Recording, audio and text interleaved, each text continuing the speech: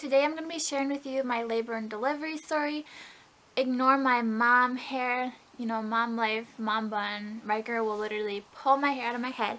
And this is Ryker, and this is our labor and delivery story. I had to be induced when I was 41 weeks and 2 days. My doctor was one of those ladies that she does not want you to go to 42 weeks because you're going to be pushing out 8-pound or more baby most likely. So once 41 weeks hit, and I went to my checkup, she's like, okay, you were not dilating. I was stuck at 1, I wasn't thinning. And she said, well, let's go ahead and schedule your induction date. So what she wanted to do was on Monday, I would go in for something called cervidil. And I never knew what cervidil was when I was pregnant. I wish I had known more. I feel like not much information is out there because I probably watched like every labor and delivery video on YouTube. I was really upset that I had to go in to be induced because I was one of those people that was like, first time pregnancy, I'm gonna go natural, I'm gonna have a labor plan, I'm gonna stick to it, you know, it's gonna be great, I can't wait, I'm gonna just man through it and do awesome.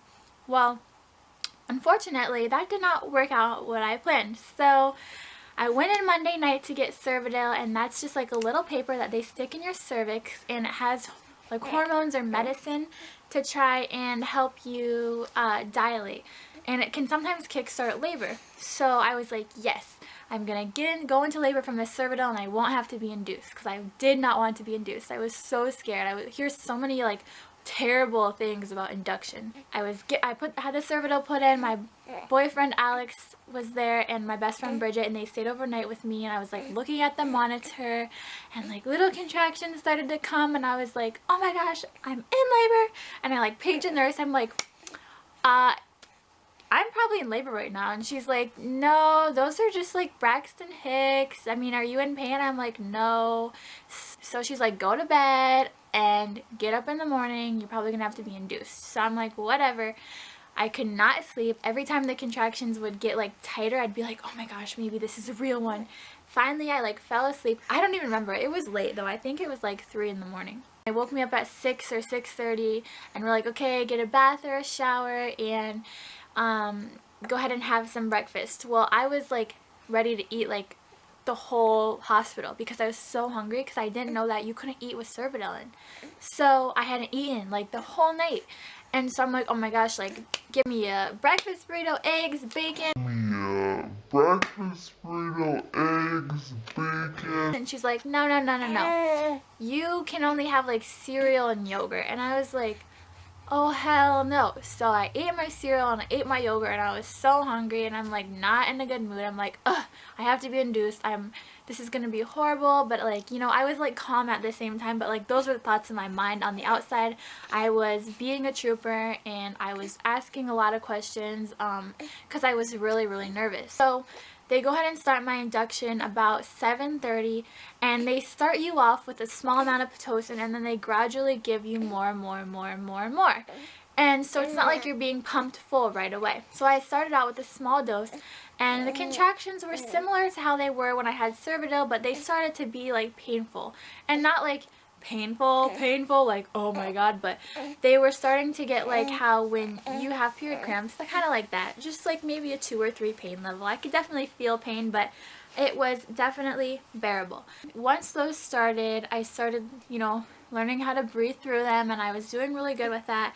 And then about 8:30 they came in and upped my dose of Pitocin after an hour, and the contractions suddenly started getting very painful, and they started getting a little bit crazy.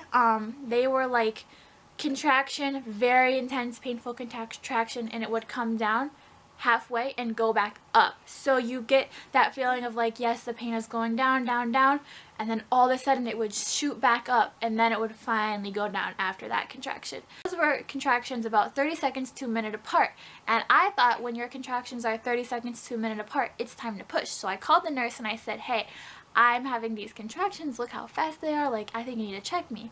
And she checks me, and I'm like, yes, I'm gonna push. And she's like, oh, you're at a 3, hon, we'll come back in like 2 or 3 hours. And I'm like, 2 or 3 hours of this? I got up to go to the bathroom while I was having these intense contractions, and I wiped and there was blood. So I called the nurse. She said it was completely normal, and as I was walking back to my bed, I got a really bad contraction, and I like hunched over on the bed, and I was like, oh my god. And then my doctor came and she's like, okay, if you need to get the epidural, like, go for it. And I was like, am I supposed to get it at a 3? Is it gonna wear off? Like, I've heard all these things about the epidural wears off and blah blah blah. She's like, it's literally impossible for the epidural to wear off because you can push the button and get a higher dose. And I said, okay. I opened my back up, I put my head into Alex, and I relaxed, and I said I was about to have a contraction. I told him to stop. I said, wait, give me like 2 seconds to get this contraction over. I told the anesthesiologist that. So after it was done, he gave me the epidural, and it didn't even hurt, guys. Like, if you ever gotten a tetanus shot, that hurts way worse. Like, literally, that's my experience. Not everyone has the same experience. And once I got the epidural, at first I did not like the feeling of it. I was like, I'm not in my own body. It was very surreal, but I was just glad not to be in pain. And then I was able to take a little nap. So after I got over that weird feeling of the epidural, like, you'll get through it, I just took a little nap and I woke up and they came and checked me, and the nurse, you know, she puts her hand in there and she's like, oh my gosh, are you ready to have a baby? And I had just woken up from a nap. You have to realize, when I went to sleep, I had just got the epidural, and I wake up and she asked me if I'm ready to push. I couldn't feel my legs or anything, and I started having an anxiety attack. I was like, what do you mean? Like, I just woke up. You can't just, like, say that to me. And I was thinking that in my head. So, the other nurse comes and checks and says, oh, no. She's only at a 6. And so they're like, okay, we'll come back in a couple hours. So I went back to sleep, and when I woke up, they said, you'll know what it feels like when the baby's ready to come out, even though you're numb. You'll have a pressure feeling. So I kept waiting for that pressure feeling, waiting. And when I woke up, I was like, still no pressure feeling. I called the nurse. I said, can you roll me over onto my side? Like, I'm uncomfortable laying on my back. I've been laying on my back, not moving, for like 6 hours straight. So she rolled me onto my side, and she's like, let me check you real quick. And she, I guess, opened my legs, and, like, obviously I didn't see because I'm up on where my head is, but my boyfriend and my friend were down there, and they checked me, and his head is coming out. I did not feel one thing. The epidural was like a godsend from heaven. I was pumped full of Pitocin, having contractions back to back on the monitor. Like, oh my god, if I would have been feeling that, I don't know what I would have been doing. And I couldn't feel a thing. I was calm. And my doctor came about 20 minutes later from her office, and they prepared everything for me. And I was just, in that moment, I was very focused, and I was very, very calm. I was not like giddy or excited, because I was just thinking, I have to push this baby out. I want to do good. I don't want to be pushing forever. And I was just focusing on that. And so it was time to push.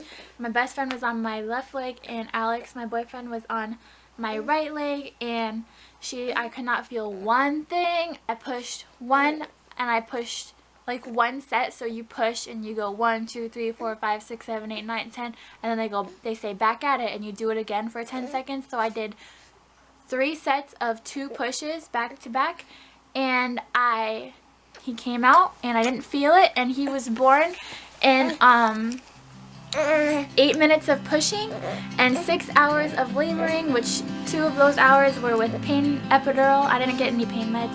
And he came out, and they put him on my chest, and I just started bawling. It was like all this like feeling you hold in to like know that you have to focus, like your adrenaline is so high, and then when the baby comes out, I just started bawling, and Alex was crying too next to me. It was the sweetest moment, and immediately Alex started taking photos and video, and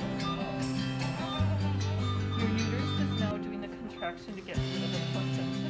Give you a little push to kind of come out. You had amazing abs.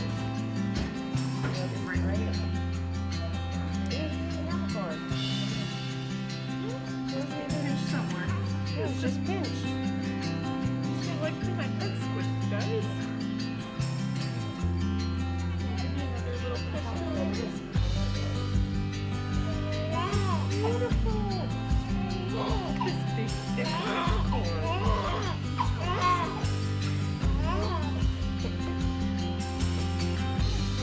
Oh, Ryker, that's it. That's it. Oh, buddy.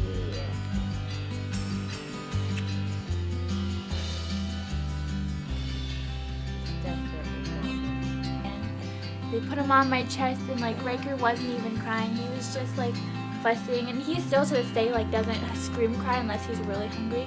He was just making little fussy sounds, and like the nurses were like, you need to make him cry, he has to get the stuff out of his nose. And he was so cute. He was 7 pounds 3 ounces. I did not tear, I did not rip, I didn't have any stitches. It was just one of the sweetest moments, the best moment of my life, and he was just so adorable, and I just love him so much to this day. And I can't wait to do it all over again someday. So if you're one of those people that's scared about being induced, or you think you're gonna have this amazing labor plan all planned out, you just need to know that not everything always goes as planned. And that's my best advice. Alright guys, well thanks for watching. I hope that you guys like this video. I hope it helps people who are worried about induction or interested about induction, and I hope it explains that to you. And please subscribe to our channel. My boyfriend Alex and Ryker and I, we make daily vlogs, and we just started our channel. So if you would please subscribe, that means so much to us. And don't forget to like this video if you liked it. Alright guys, bye!